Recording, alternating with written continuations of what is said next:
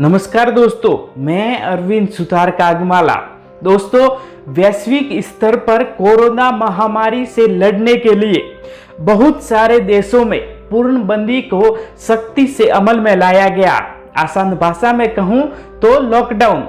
लेकिन इससे संक्रमण को रोकने में कितनी मदद मिली, इसका आंकलन आने में अभी टाइम है। लेकिन इसकी वजह से जो दूसरे घातक परिणाम सामने आ रहे हैं वह दिल दहला देने वाले हैं और उससे लड़ने में पूरी दुनिया को शायद और भी ज्यादा मशक्कत करनी पड़ेगी।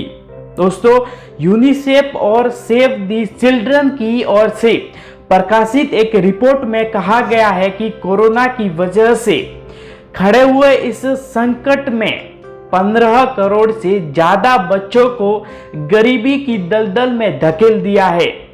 इस रिपोर्ट के मुताबिक महामारी और उसके चलते लगाए गए लॉकडाउन की वजह से कम और मध्यम आय वाले देशों में गरीबी में रहने वाले बच्चों की संख्या बढ़कर 1 अरब 20 करोड़ हो गई है।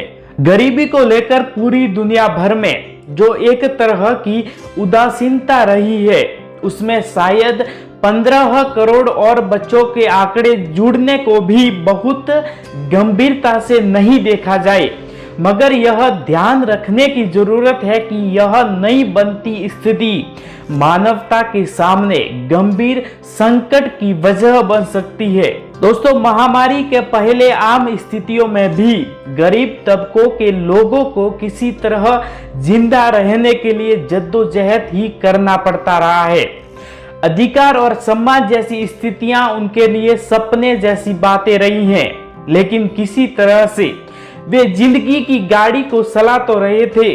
बीच में गुंजाइश निकलकर उनमें कई परिवारें अपने बच्चों को स्कूल में पढ़ाने की कोशिश भी कर रहे थे। लेकिन इस लॉकडाउन के दौरान जब रोजी रोटी के सारे उपाय खत्म हो गए तो ऐसे न्यूनतम जरूरतों को पूरा करना भी मुश्किल हो गया। दोस्तों, इसे यूनिसेफ की कार्रवाई निदेशक ने भी स्वीकार किया है कि जो परिवार गरीबी से निकलने के मुहाने पर खड़े थे, कोरोना और लॉकडाउन ने उन्हें वापस खींच लिया है।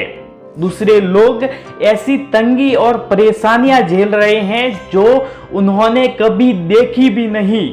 दोस्तों, यूनिसेफ और सेव द चिल्ड्रन की ताजा रिपोर्ट में बच्चों के गरीबी के दलदल में और गहरे धंसा देने के कारण जो बताए जा रहे हैं उनमें शिक्षा, स्वास्थ्य, पोषण, देखभाल और रहने की जगह न मिलने को भी आधार बनाया गया है।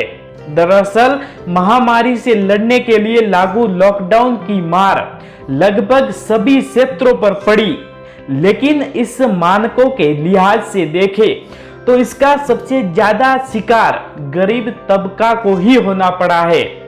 दोस्तों, स्कूल बंद होने से पढ़ाई का एकमात्र आसरा बंद हुआ। परिवार में आमदनी का जरिया रुक जाने से न्यूनतम पोषण से वंचित और बीमार होने के हालात पैदा हुए। देखभाल में उदासीनता स्वाभाविक नतीजा रही और लॉकडाउन ने उनके अस्थायी तौर पर टिकने की जगह को भी आम तौर पर छीन लिया। दोस्तों, स्कूलों के बंद होने की हालत में फिलहाल जो ऑनलाइन पढ़ाई का विकल्प पेश किया गया है वह संसाधनों और प्रशिक्षण के अभाव में गरीब तबके को ही शिक्षा के दायरे से बाहर करेगा।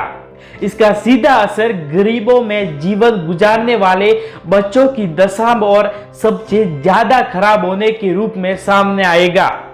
पिछले दिनों पश्चिम बंगाल में एक खबर आई कि वहां लॉकडाउन की वजह से उपजे हालात में बाल मजदूरों की तादाद में 105% की बढ़ोतरी हो गई।